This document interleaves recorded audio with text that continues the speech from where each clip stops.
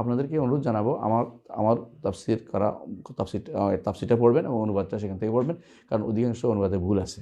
এটা বলতে হচ্ছে বাধ্য হয়ে, আমি কোনো অহংকার করার জন্য বলছি না, বাস্তবতা জানার জন্য বলছি। এটা আলহামদুলিল্লাহ সৌদি সরকার দিচ্ছে, আপনি সেখান থেকে সংগ্রহ করার চেষ্টা করবেন এমবেসি থেকে।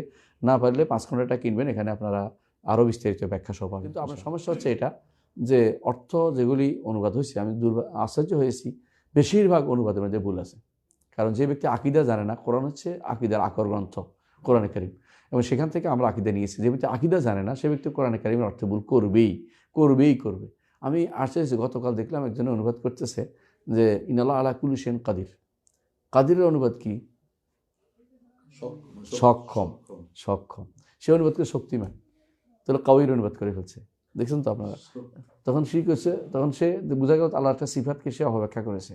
এরকম দেখেন আল্লাহ তাআলা বলছেন, ধরেন ওয়াহাইতু অর্থ কি? আমি ওহী দিলাম। আবার বলছে ওয়াহাইনা অর্থ কি? আমরা ওহী দিচ্ছি। দুই অনুবাদ একই করছে, আমি করছে।